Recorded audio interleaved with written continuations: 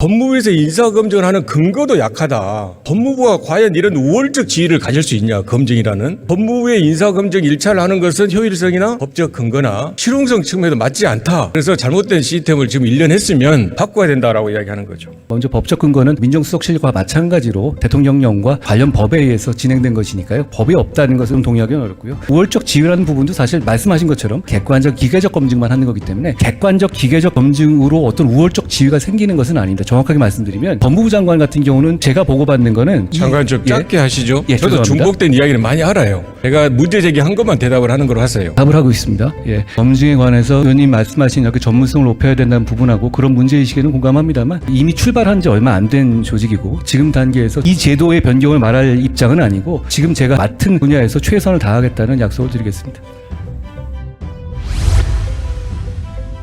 전순신 전 그 국가수사본부장 임명자 때문에 국민들의 분노가 굉장히 야기돼서 장관은 사과했습니까? 제가 구조적 문제이긴 하지만 하고 반복될 수 있는 문제긴 하지만 부처의 장관으로서 깊은 책임감을 느끼고 국민들께 죄송하다는 말씀을 드렸고요. 지금도 같은 생각입니다. 어떤 부분이 잘못됐나요? 검증과정에서? 구조적으로 보면 이거는 다시 반복될 수 있는 구조입니다. 잘 아시다시피 판결문을 지금 볼 수 없는 구조고요. 그리고 학적부로 볼 수 없는 구조이기 때문에 이것을 이 검증 과정에서 객관적이 본인이 인정하지 않는 이상 알 수 없는 구도였고 경찰 세평에서도 걸러지지 않았던 부분이었기 때문에 구체적으로 지금 같은 시스템이라면 반복될 수 있는 문제라고 생각합니다. 그렇지만 국민들께서 보시는 눈높이에서는 이거 부족하다고 보시기 때문에 그 점에 대해서 제가 책임감을 느낀다는 말입니다. 사과를 하는 것은 시정하고 잘 앞으로 하겠다는 뜻 아니에요? 그런데 장관은 또 발생할 수밖에 없다? 그럼 또 사과하면 끝납니까? 그러니까 어떤 시스템을 어떻게 고쳐야 이런 일들이 벌어지지 않을까요? 자, 말씀드리겠습니다. 말씀드리고 싶은 것은 위원님도 검증 업무를 담당해 보셨으니까 잘 아시겠습니다만 인사검증이라는 게 본인의 동의와 본인의 말을 많이 의존하게 되거든요. 그리고 그 인사검증의 강도를 무한대로 높이게 되면 사찰이라든가 정치적인 정보 축적, 활용의 문제가 생깁니다. 그리고 개인정보법상의 문제도 생기고요. 반면 그 강도를 낮추게 되면 그물이 성기게 돼서 그걸 빠져나가게 되는 문제가 생기죠. 그 중간에 접점을 찾아야 하는데 지금 시스템 하에서는 과거의 경우에도 예를 들어 2017년 안경환 사안이라든가 이런 경우에도 청와대는 판결문을 보는 것 자체는 위법이고 본인이 얘기하지 않았으니까 모른다고 했습니다. 그 시스템은 지금도 유지되고 있거든요.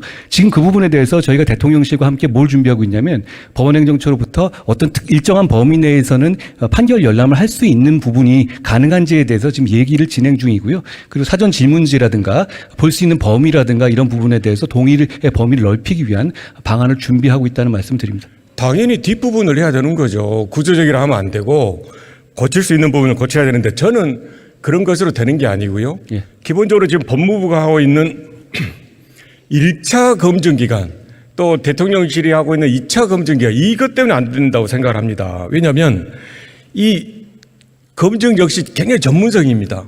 1차 자료를 수집할 때 숙련된 전문적인 이 검증 요원이 자료를 수집하면서 인터뷰를 한다든지 질의를 한다든지 등등을 하면 누락되어 있는 것도 충분히 찾아낼 수가 있고 그런 가능성의 영역이 넓어지거든요.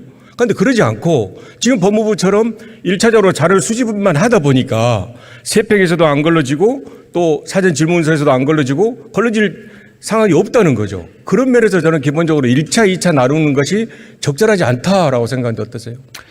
그 점에 대해서 오히려 지난번에 이 연말에 예산 협의라든가 이런 과정에서 민주당이 저희한테 요구한 것은 법무부 장관이 아예 검증 내용에 접근하지 못하도록 하고 객관적 검증 기구의 이 독립적 운영을 보장하라는 말씀, 지금 말씀하신 의원님 말씀하시고 좀 반대 방향의 주문을 많이 하셨습니다. 역시 제가 이야기는 그게 아니라 의원님 혹시 답을 법무부에서 1차 검증을 하지 말라는 거예요. 그것도 같이 혹시 어차피 제가 의원님 시간을 뺏는 건 아니니까 조금 기회를 주시면 어떨까 싶습니다. 괜찮으시겠습니까?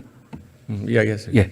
그러니까 그런 차원에서 이 두 가지 요구가 다 있다는 점은 의원님도 잘 아실 겁니다. 그 점에 대해서 그런데 이제 저희가 이걸 나눈 부분은 사실 두 가지 이유가 있었습니다. 뭐 제가 결정한 건 아닙니다만 첫째는 민정수석실이 없어진다는 점의 문제 그리고 그 기능을 어떻게 할 것인가 재구성할 때 과거의 민정수석실에 있어서 객관적 자료를 수집하는 기관과 판단한 기관이 동일할 경우에 오히려 상호 견제가 안 되는 문제점이 있을 수도 있겠다는 판단 하에서 저는 이렇게 1차 검증 기능을 법무부로 분리시킨 것으로 알고 있습니다. 제가 결정한 것은 아닙니다만. 그리고 그 점은 외국의 경우에도 비슷합니다. 제가 FBI 말씀드렸습니다만 FBI도 비슷하게 하고 있고요. 그 점에 대한 장점도 있다고 생각합니다. 다만 의원님도 그 점에서 경험이 굉장히 많으시기 때문에 그걸 같이 놓고 한 사람이 차고 앉아서 여러 가지를 다 볼 수 있다면 그 그물의 정도가 더 촘촘해질 수 있다는 점, 그건 저도 인정합니다. 당연합니다. 그래서 원래 1차 검증을 하는 요원이 자료를 보다가 좀 문제가 있으면 팀 회의를 하는 거예요. 팀 회의를 하다가 다시 문제가 있으면 10명, 20명 전체 공직기강 비서관실에 회의를 해서 결론을 내리는데 그런 시스템이 잘 안 돼 있다라고 말씀을 드리고 지금 다른 나라에는 이미 많이 틀립니다. 근거도 틀리고 실정법에 또 처벌 조항이 있는지 많이 틀리기 때문에 이야기를 해서는 안 되고요. 계속 이야기를 드리면 법무부에서 인사검증을 하는 근거도 약하다. 법무부 업무에 정부조직법상 없는데 왜 인사검증을 하느냐라는 것이 있고요. 더 나아가서는 법무부가 과연 이런 우월적 지위를 가질 수 있냐, 검증이라는. 왜냐하면 헌법재판관도 이제 해야 될 거고요. 만약에 앞으로 총리를 지금 이제 잘하고 계시지만 총리를 새로 한다면 역시 검증 대상이 되고요. 법무부가 그걸 하는 게 맞냐라는 문제도 있고 이런 공직에 또 우려가 있습니다.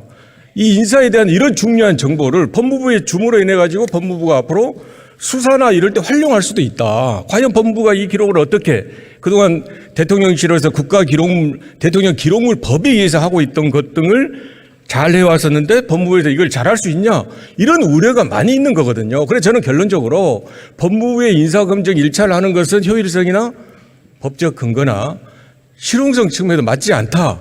그래서 잘못된 시스템을 지금 1년 했으면 바꿔야 된다라고 이야기하는 거죠. 어떠세요? 예. 지금 시작한 지 얼마 안 된 얘기고 지금 의원님께서 말씀하신 문제점에 대해서는 저희가 출발할 단계부터 굉장히 많이 국회에서도 논의가 있었던 부분입니다. 먼저 법적 근거는 뭐 반복합니다만 민정수석실과 마찬가지로 대통령령과 이 관련 법에 의해서 진행된 것이니까요. 법이 없다는 것은 좀 동의하기는 어렵고요. 우월적 지위라는 부분도 사실 말씀하신 것처럼 저희가 그런 것을 차고 앉아서 하는 게 아니라 객관적 기계적 검증만 하는 거기 때문에 객관적 기계적 검증으로 어떤 우월적 지위가 생기는 것은 아닙니다. 정확하게 말씀드리면 법무부 장관 같은 경우는 제가 보고받는 거는 장관 좀 짧게 하시죠. 예, 저도 죄송합니다. 중복된 이야기를 많이 알아요. 그러니까 제가 중복되지 이야기했던 않습니다. 것에 예. 제가 문제 제기한 것만 대답을 하는 걸로 하세요. 답을 하고 있습니다. 예. 그리고 거기에 대해서 이렇게 되는 경우에는 우월적 지위가 될 여지는 없다는 점을 다시 한번 말씀드리는 것이고요. 그리고 수사에 관한 부분에 활용되지 않는 것, 그거는 그렇게 활용하는 순간 바로 범죄가 될 것이고 그런 문제 때문에 지금 사무실 위치도 별도로 빼놨고 지금 어떤 종류의 교류도 하고 있지 않다는 점을 말씀드립니다. 시행령의 근거라는 건 아니죠. 제가 말씀드린 것은 시행령이 없다는 게 아니고 실질적으로 근거가 없다. 좀 더 이 인사검증을 하기 위해서 모법이라든지 아니면 정말로 법무부에 그런 기능을 줘야 될 그런 것들이 부족하다 이야기를 하고 있는데 시행령이라 말씀을 드리면 안 되고요. 또 하나 이제 가장 크게 문제는 아까 견제와 균형을 이야기했는데 정말 견제와 균형이 무너져 버린 거예요. 인사 추천을 누가 합니까? 인사 추천하고 있는 그 기관이 전부 검찰 출신이죠. 인사기획관, 인사비서관. 1차 검증 라인 장관, 2차 검증 라인 공직기강 비서관 검사, 임명 검사 출신이시죠. 이렇게 추천, 검증, 임명 모두가 검사가 하는 이거 어떻게 견제와 균형이 작동하는 공직인사라고 할 수 있겠습니까? 출신만 가지고 말씀드릴 문제는 아니고요. 그 인사 구성을 한 건 제가 관여한 문제 아니니까 언급할 문제는 아닙니다만 이 과정에서 그 시스템상으로 공정한 절차를 운영해야 한다고 생각합니다. 제가 이렇게 이야기를 하는 것은 일반론적으로 이야기하는 게 아니라 이번에 정순신 건이라는 국민적 분노가 야기된 건에 대해서 법무부가 조금 더 각성해야 된다라고 이야기를 드리는 거고요. 그래서 저는 결론적으로 이번 인사 실패는 1차, 2차로 분리된 윤석열 정부의 인사검증 시스템이 때문에 발생했다.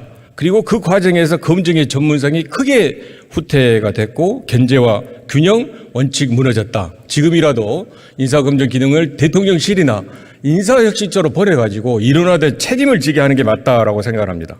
어떠세요? 검증에 관해서 의원님 말씀하신 이렇게 전문성을 높여야 된다는 부분하고 그런 문제의식에는 공감합니다만 이미 출발한 지 얼마 안 된 조직이고 지금 단계에서 저희 입장에서는 제가 이 제도의 변경을 말할 입장은 아니고 지금 제가 하고 맡은 분야에서 최선을 다하겠다는 약속을 드리겠습니다.